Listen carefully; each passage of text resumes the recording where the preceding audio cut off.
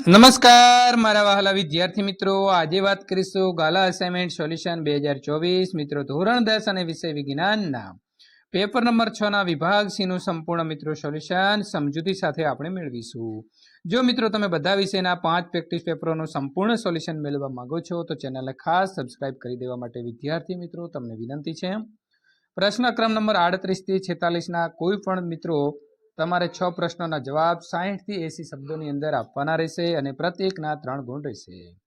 પ્રશ્ન નંબર મિત્રો 38 ની વાત કરીએ તો એક સખત કાચની કસનળીની અંદર ભૂરા રંગનો કોપર નાઇટ્રેટનો પાવડર ગરમ કરતા કોપર ઓક્સાઇડ એટલે કે કાળા રંગનો ઓક્સિજન વાયુ અને કથાઈ બદામી રંગનો વાયુ X બને છે તો આ પ્રક્રિયાને સમતોલિત રાસાયણિક સમીકરણ લખો।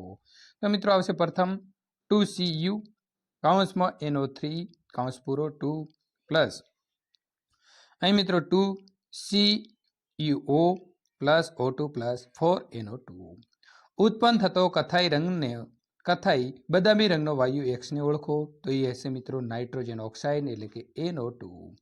આ પ્રક્રિયાનો પ્રકાર જણાવો તો વિઘટન પ્રક્રિયા આવશે।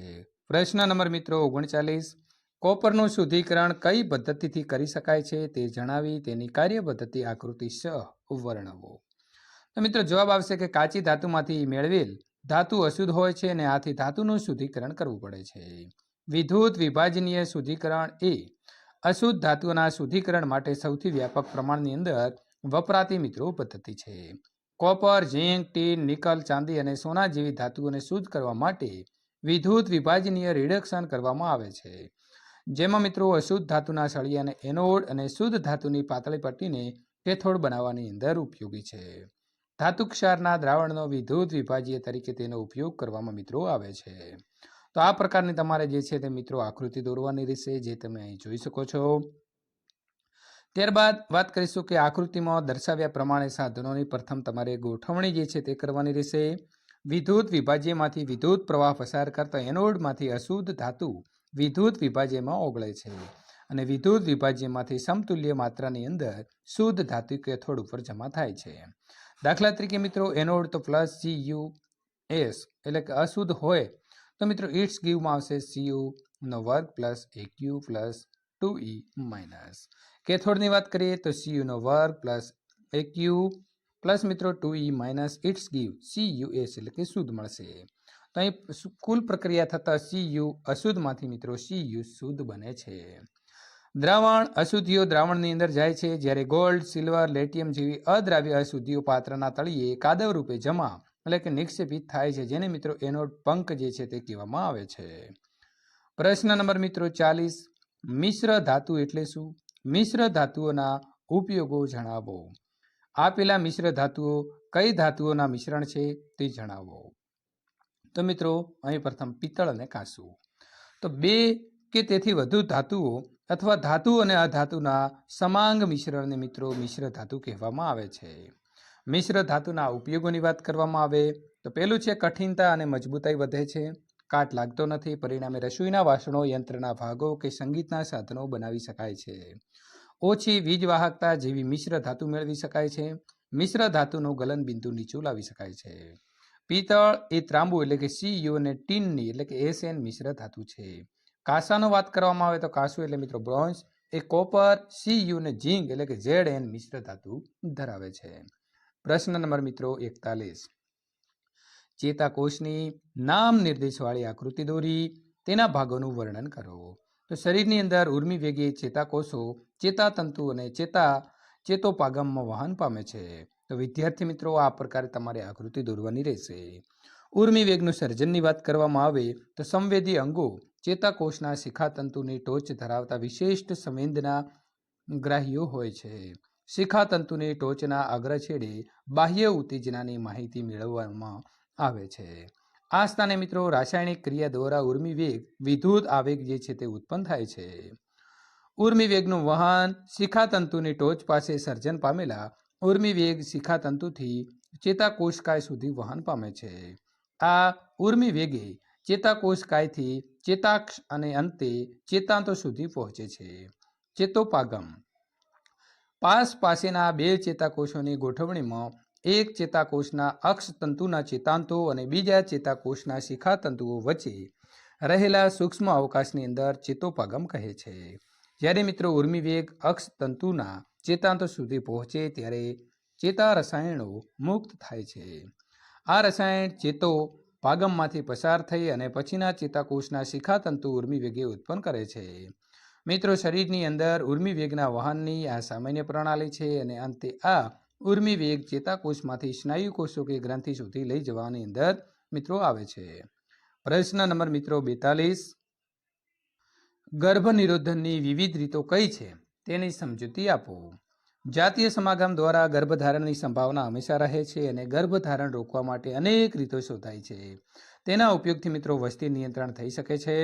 તેમાં મિત્રો પહેલું છે યાંત્રિક અવરોધ. નિરોધ અથવા તો યોનિને ઢાંકતા અવરોધને ઉપયોગથી શુક્રકોષો અંડકોષ પાસે પહોંચી શકતા નથી. અન્ય ગર્ભ અવરોધમાં મિત્રો સ્ત્રીના ગર્ભાશયમાં ગર્ભ અવરોધક સાધન આઈયુસીડી કોપર ટી કે આંકડે એટલે કે લૂપ સ્થાપિત કરવામાં આવે છે. તેનાથી ગર્ભધારણ અટકાવી શકાય છે, પરંતુ તેનાથી મિત્રો કેટલીક વિપરીત અસરો પણ થઈ શકે છે.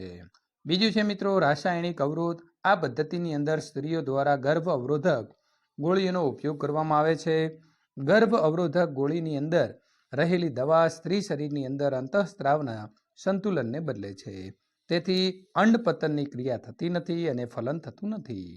ગર્ભ અવરોધક ગોળીઓ અંતઃસ્ત્રાવ સંતુલનની અંદર ફેરફાર કરે છે અને તેના કારણે કેટલીક વિપરીત અસરો મિત્રો થઈ શકે છે. શસ્ત્રક્રિયા. પુરુષની શુક્રવાહિનીઓને મિત્રો અવરોધી શુક્રકોષોનું સ્થળાંતર અટકાવવામાં આવે છે. સ્ત્રીની અંડવાહિની એટલે કે ફેલોપિયન નલિકાને અવરોધી અંડકોષને ગર્ભાશય સુધી જતો અટકાવવામાં આવે છે. આ બંને સ્થિતિની અંદર ફલન થતું નથી અને મિત્રો શસ્ત્રક્રિયા તકનીક દ્વારા આ પ્રકારની કાયમી અવરોધ મેળવી શકાય છે. શસ્ત્રક્રિયા મિત્રો ભવિષ્ય માટે સંપૂર્ણપણે સુરક્ષિત છે, પરંતુ સાવચેતી વગર થયેલી શસ્ત્રક્રિયાની અંદર સંક્રમણ એટલે કે ચેપ અને અન્ય સમસ્યાઓ પણ થઈ શકે છે. મિત્રો અહીં આકૃતિ આપેલી છે. આકૃતિથી ધ્યાનથી તમારે અવલોકન કરવાનું છે અને નીચે આપેલા પ્રશ્નોના ઉત્તર લખવાના રહેશે. તો પ્રથમ મિત્રો આ બંને એ અને બી જે છે તે આકૃતિ તમારે ઓળખવાની છે. આપેલી આકૃતિના સજીવોને ઓળખો. તો મિત્રો એ નંબર ઉપર છે એ છે અમીબા અને બી ઉપર છે એ છે પ્લાઝ્મોડિયમ. આ બે સજીવો કઈ પ્રજનન પદ્ધતિ અપનાવે છે તે જણાવો.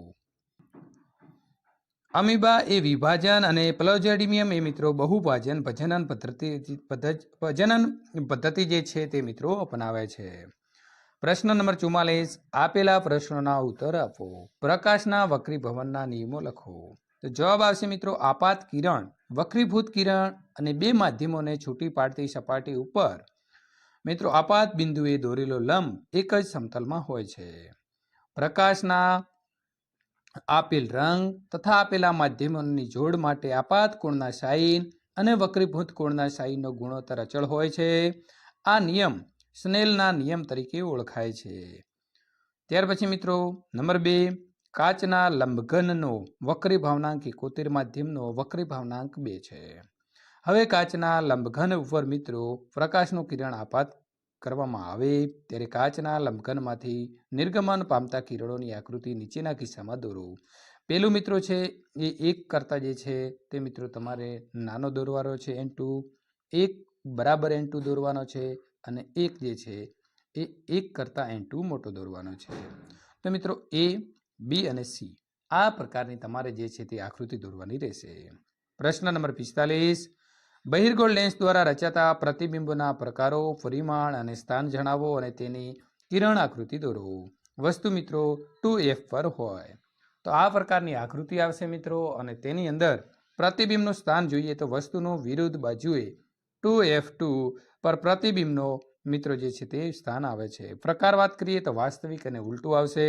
પ્રતિબિંબનું પરિમાણ જો મિત્રો જોવામાં આવે તો વસ્તુનું પરિમાણ જેટલું આવશે. વસ્તુ f અને 2f ની વચ્ચે હોય ત્યારે તો મિત્રો આ પ્રકારે તમારે આકૃતિ દોરવાની છે. પ્રતિબિંબનું સ્થાન જોઈએ તો વસ્તુની વિરુદ્ધ બાજુએ 2f2 ની દૂર પ્રતિબિંબનો જે છે ત્યાં આવશે મિત્રો. પ્રકાર વાત કરીએ તો વાસ્તવિક અને ઉલટું. પ્રતિબિંબનું પરિમાણ વસ્તુથી મોટું આવશે. પ્રશ્ન નંબર મિત્રો 46. વૃંદા તેમના ઘરમાં 400 વોલ્ટનું ફ્રીજ 8 દિવસ સુધી મિત્રો 8 કલાક દિવસ દરમિયાન મિત્રો ચલાવે છે. તો ₹10 કિલોવોટ્સ પ્રમાણે ડિસેમ્બર માસનું લાઇટ બિલ કેટલા રૂપિયા આવશે? તો કુલ સમય ટી બરાબર મિત્રો 31 × 8, એક દિવસની અંદર 8 કલાક ચલાવે છે અને મિત્રો ડિસેમ્બરની અંદર 31 મહિના હોય છે. આમ ટોટલ મિત્રો 248 કલાકથી ચલાવે છે. કુલ ઉર્જા તો W બરાબર P ગુણ્યા અહીં આવશે 8, તો 400 વોલ્ટ ગુણ્યા 248 હોર્સ આવશે, તો મિત્રો 99,200 વોલ્ટ અવર આવશે, તો 99.2 આવે છે મિત્રો. હવે આપણે કિંમતની વાત કરીએ તો 99.2 ગુણ્યા 10 કરીએ તો કિલોવોટ પ્રમાણે મિત્રો એને 10 રૂપિયાના ભાવે 992 રૂપિયા જે છે તે આવશે. વિદ્યાર્થી મિત્રો, વિભાગ ડીનું સોલ્યુશન મેળવવા માટે અહીં આપેલી એન્ડ સ્ક્રીન અથવા નીચે ડિસ્ક્રિપ્શનની અંદર આપેલી લિંક ઉપર ક્લિક કરીને ત્યાંથી સોલ્યુશન મેળવી શકો છો.